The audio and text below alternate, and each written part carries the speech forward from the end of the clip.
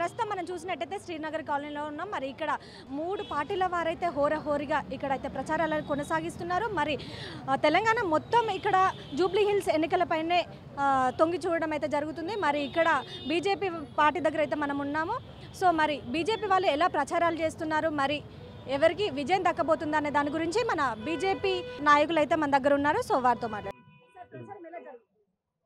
ఇవాళ ప్రజలు ఇలా మార్పు కోరుకుంటా ఉన్నారు. ఇలా ఎప్పుడైనా కూడా జనసేన ఎప్పుడైతే వచ్చిందో బీజేపీ జనసేన రెండు ఏదైతే మా డిప్యూటీ సీఎం గారు పవన్ కళ్యాణ్ గారు ఆదేశాలు ప్రకారం మా రాష్ట్ర ఇన్ఛార్జి శంకర్ గౌడ్ గారు ఇలా రాష్ట్రంలో తెలంగాణ రాష్ట్రంలో ఇలా జూబ్లీ హిల్స్ ఉప ఎన్నిక అనేది ఇలా యావత్ దేశం ఎదురు చూస్తూ ఉంది. ఇలా పవన్ కళ్యాణ్ గారు కూడా ఖచ్చితంగా మేము కూడా రావాలని చెప్పేసి మా రాష్ట్ర ఇన్ఛార్జి గారు కూడా చెప్పడం జరిగింది. 100% ఇలా అక్క కానీ చెల్లె కానీ ఇలా బజార్లో వీధి తిరుగుతూ ఉంటే కూడా ఇలా చక్కనైనటువంటి స్పందన ఉంది. ఈ జెండా అంటేనే నిజాయితీ జెండా, పవన్ కళ్యాణ్ గారు అంటేనే నిజాయితీ. ఈ జెండా కూడా మన ప్రధానమంత్రి మోడీ గారు కానీ కిషన్ రెడ్డి సార్ కానీ రాష్ట్ర అధ్యక్షులు మరియు రామచంద్ర సార్ కానీ వాళ్ళందరూ కూడా ఇలా కృషితోటి ఇలా జూబ్లీ హిల్స్ ఖచ్చితంగా జెండా ఎగిరేసి తీరుతాం. జనసేన బీజేపీ జెండా ఖచ్చితంగా ఎగురుతుందండి. ఇలా ప్రచారం కూడా చాలా చురుకుగా జరుగుతూ ఉంది. అక్కలు చెల్లెలు కూడా చాలా మంది వీధుల్లో మేము తిరుగుతూ ఉంటే కూడా చాలా సంతోషం అనిపిస్తుంది. ఇలా ఎందుకంటే ఈ మాటల ప్రభుత్వానికి స్వస్తి చెప్పాలంటే జనసేన బీజేపీ కలిసి ఇలా ముందుకెళ్తున్నాయి. 100% మేము ఖచ్చితంగా కూడా ఇలా జూబ్లీ ఎన్నికలలో గెలుపు మన దీపకన్నని గెలిపించేటువంటి కార్యక్రమంలో కూడా మేము అందరం కూడా జనసేన బీజేపీ కలిసి తోడై గట్టిగా ప్రయత్నం చేస్తూ ముందుకెళ్తున్నాం. ఇవాళ మాకు ఇలా డ్రైనేజ్ సమస్య కూడా ఎక్కువ జనసేన ఆలోచించేది, పేదవాడికి 3 పూటల అన్నం దొరికేది జనసేన పవన్ కళ్యాణ్ గారు ఆలోచించేది. కానీ బీజేపీ ప్రభుత్వం కూడా ఏదైతే నరేంద్ర మోడీ గారు కావచ్చు కిషన్ రెడ్డి సార్ కానీ ఇక్కడ సౌకర్యాల కోసం ఎక్కువ మేము చేస్తాం. మేము డ్రైనేజీ వ్యవస్థను అనేది కూడా ఇలా వర్షాలు పడితే కూడా ఇలా ఇదంతా నీళ్ళు అయిపోతూ ఉంది. ఎందుకంటే ఇళ్ళకు కూడా నీళ్ళు వస్తూ ఉన్నాయి. ఇవన్నిటి మీద డ్రైనేజ్ సమస్య కావచ్చు, నల్లాలు కావచ్చు, ఇంకా మిగతాయి కూడా ఇవన్నిటి మీద వీధి లైట్లు కావచ్చు, ఇంకా ఏదైతే మనకు గ్రేటర్లో ఉన్నటువంటి సమస్యల పరిష్కారం కోసం దిశగా ప్రయాణం చేస్తామని చెప్పేసి కోరుకుంటున్నాం.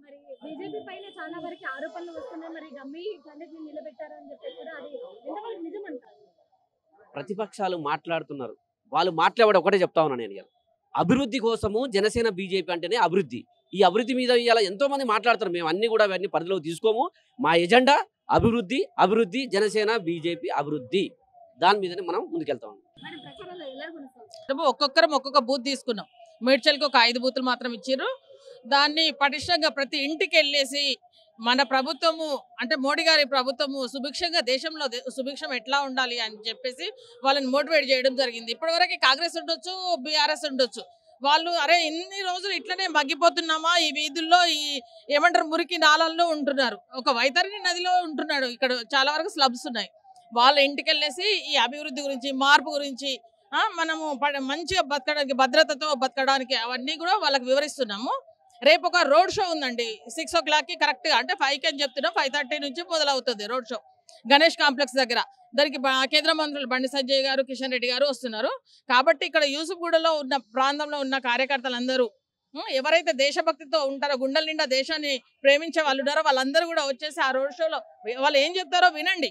మన యూసుఫ్గూడను మార్చుకుందాం, మన మొత్తం ఇప్పుడు జూబ్లీ హిల్స్ కాన్స్టిట్యుయెన్సీని మొత్తము సుందరంగా తీర్చిదిద్దుకుందాం. అదే మా కాన్సెప్ట్ అండి.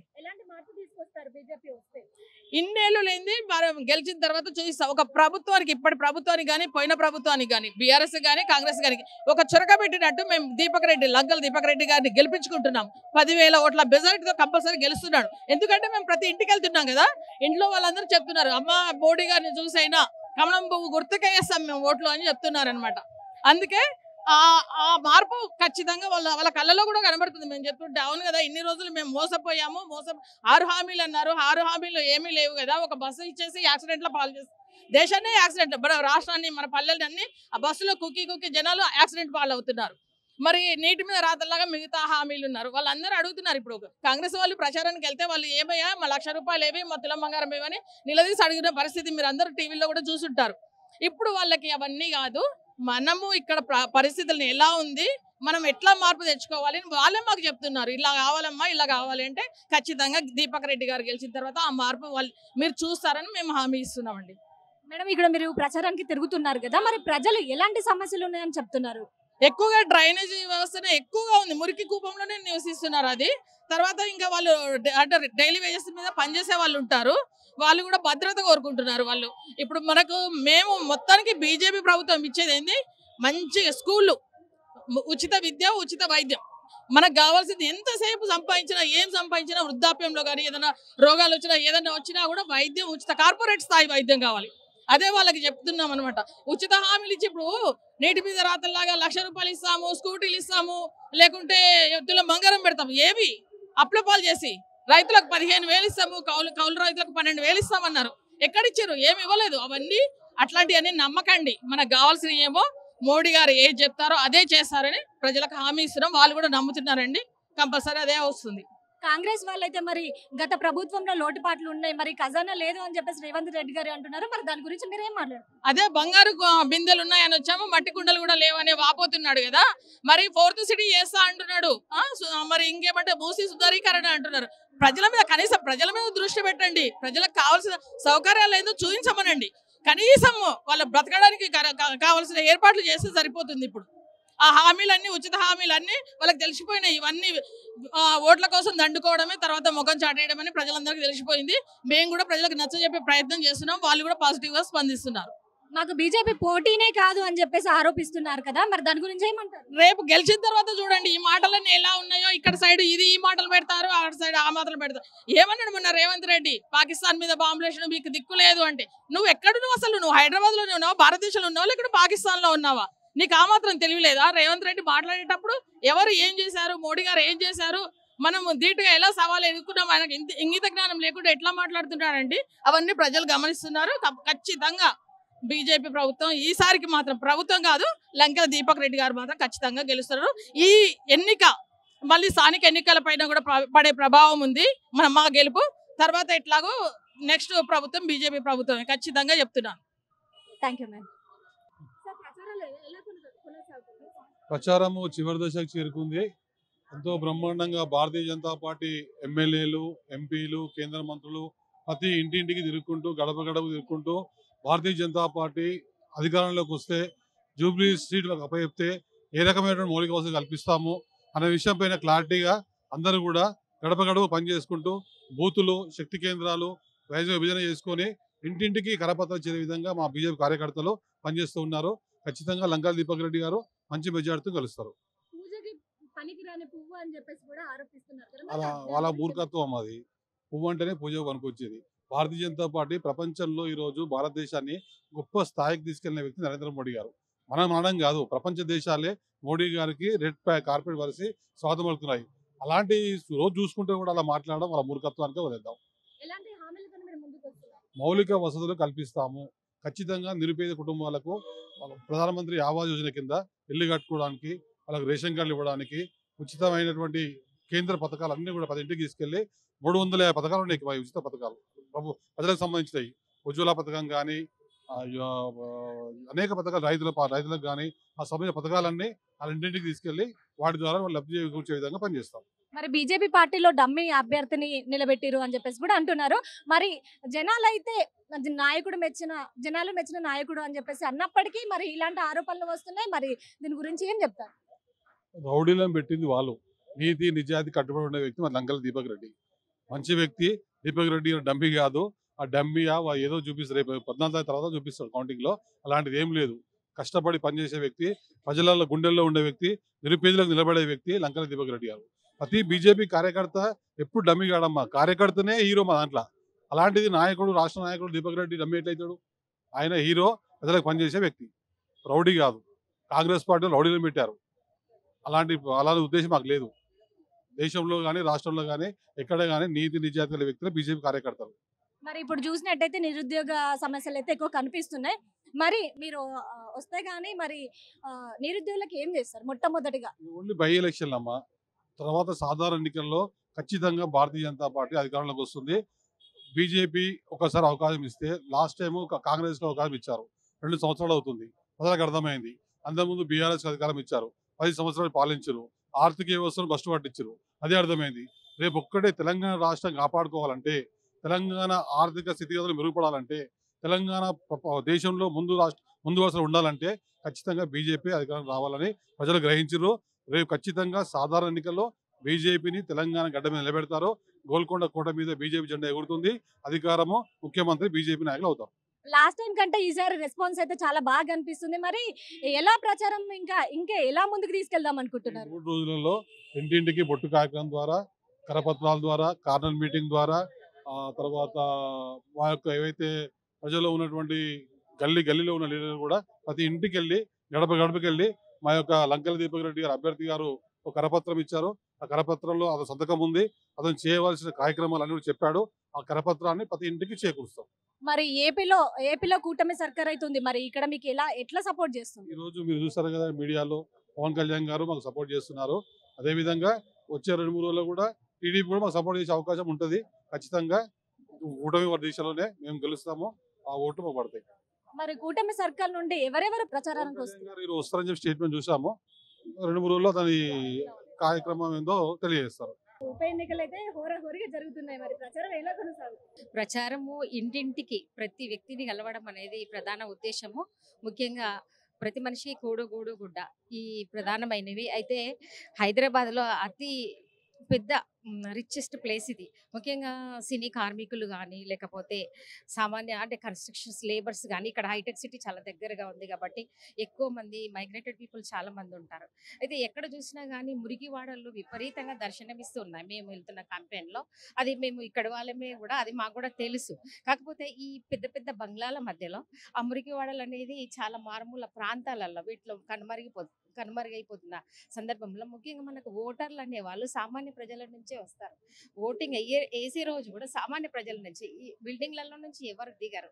కాకపోతే మనం వాళ్ళని రిక్వెస్ట్ చేస్తున్నాం, అటు బిల్డింగ్స్ కానీ ఇటు సామాన్య ప్రజలు కానీ ప్రతి ఒక్కరికి ఇంటింటికి వెళ్ళేసేసి మనము ఓటును అభ్యర్థించడం జరుగుతుంది. అది కాకుండా అంటే ఎర్రగడ్డ, శాస్త్రీనగర్ ఆ ప్రాంతం నుంచి మొదలు పెడితే ఇటు కొండాపూర్ వరకు, అటు జూబ్లీ హిల్స్, బంజారా హిల్స్ వరకు ఈ నియోజకవర్గం విస్తరించింది.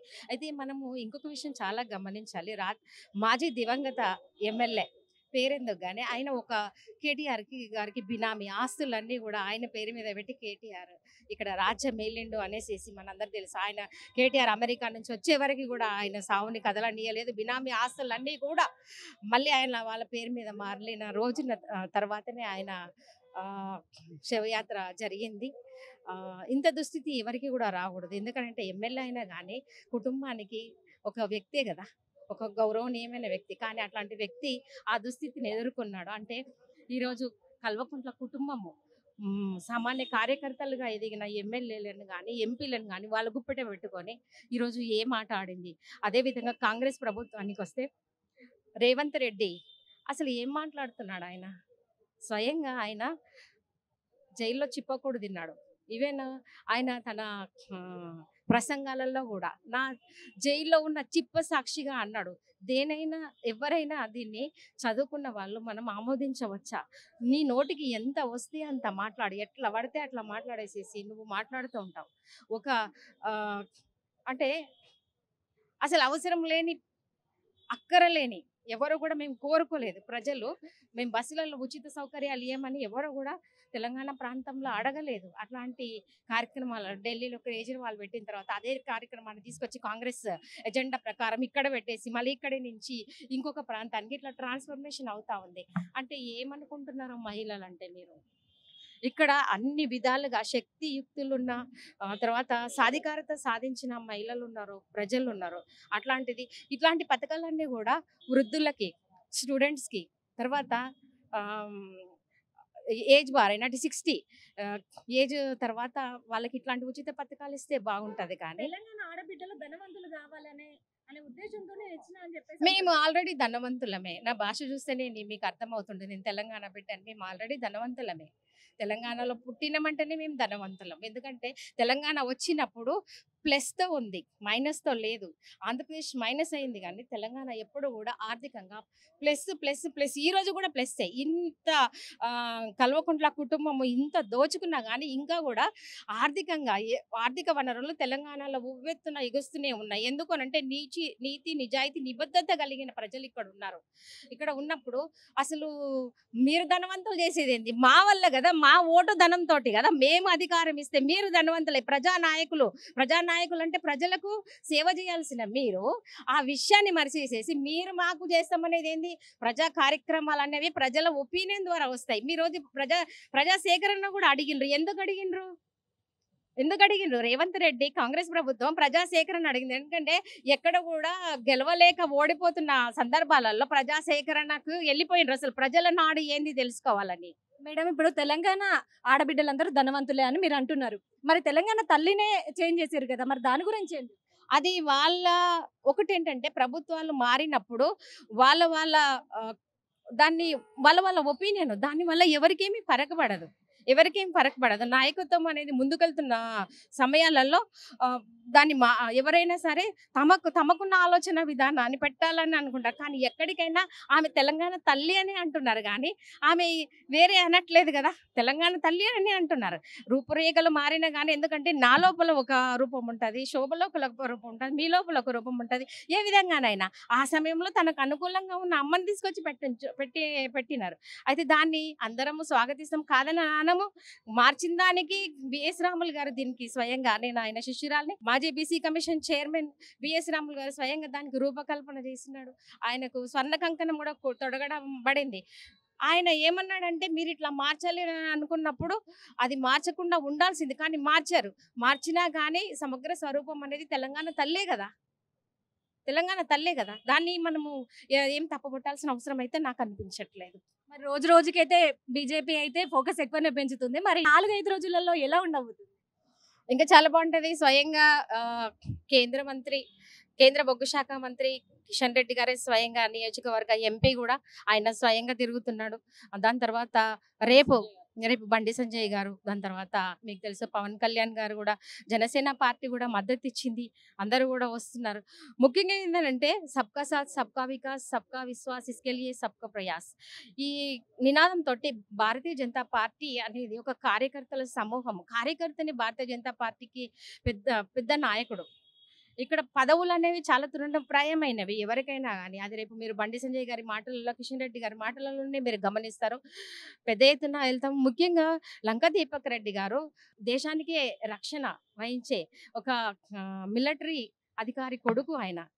మరి డమ్మీ అని కూడా మనకి వార్తలు వినిపిస్తున్నాయి కదా, మరి అది జనాలు అంటున్నారు. మరి జనాలు మెచ్చిన నాయకుడు అన్నప్పటికీ విపక్ష పార్టీల వారైతే ఇలా ఆరోపిస్తున్నారు. మరి దాని గురించి మీరేమన్నారు?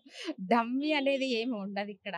ఎందుకనంటే వాళ్ళకి కంపల్సరీ ఒక రాయి విసిరడం అనేది ఎప్పుడు కానీ పార్టీల మధ్యలో ఎట్లా ఉంటుంది అంటే, నువ్వు అవునంటే నేను కాదంటా, నేను కాదంటే ఇంకొకరు అవునంటారు, అంతే. అంతకు మించి ఏం లేదు. డమ్మీ అనేది ఎవరు నిర్ణయించాలి? పార్టీ నిర్ణయించాలి. టికెట్ ఇచ్చే ముందల శల్య పరీక్షలు జరుగుతాయి, పెద్ద స్కానింగ్ జరుగుతుంది. ఆ వ్యక్తి యొక్క బ్యాక్గ్రౌండ్స్ కానీ, లేకపోతే ఆయనది స్వయంగా ఆయన ఒక మిలిటరీ ఆఫీసర్ కొడుకు, అంటే దేశ రక్షణకై ప్రాణాలను ఇవ్వడానికి సిద్ధపడ్డ ఒక దేశ రక్షకుడి కొడుకు. అట్లాంటి కొడుకు దేశాన్ని రక్షించే క్రమంలో ఒక నియోజకవర్గాన్ని రక్షించలేడా? రక్షిస్తాడు కదా. ఆ నాయకత్వం, ఆ నిజాయితీ ఆ రక్తంలోనే ఉంటుంది. దానికి ఎక్కడ కూడా వెనుగాడిగే ప్రసక్తి లేదు. భారతీయ జనతా పార్టీ నుంచి కార్యకర్తలు కూడా మేము సైనికుల్లాగా ఎప్పుడూ సిద్ధమే, సదా సిద్ధమే. మరి చూసారు కదండి, ఇక్కడున్న నేతలు అయితే మేమే మరి భారీ మెజారిటీతో గెలుస్తామని చెప్పేసి ఇక్కడున్న నేతలు అయితే అంటున్నారు. మరి రోజు రోజుకైతే ఇక్కడ ఫోకస్ అయితే పెరుగుతుంది. ప్రచారాలు అయితే హోరహోరిగా జరుపుతున్నారు. మరి ఇక 4-5 రోజులలో కూడా ఇంకా హుందాగా ఉండబోతుంది. ఇంకా వేరే ప్రాంతాల నుండి కూడా ఎమ్మెల్యేలు వచ్చి ఇక్కడ ప్రచారం చేయబోతున్నారు అని కూడా ఇక్కడ మనకి చెప్తున్నారు. ఇక్కడ మళ్ళీ జనసేన మద్దతు కూడా ఉందని చెప్పేసి చెప్తున్నారు. మరి ఎలా ఉండబోతుందో. స్వప్న కెమెరామెన్ మధుతో ప్రైమ్ 9 హైదరాబాద్.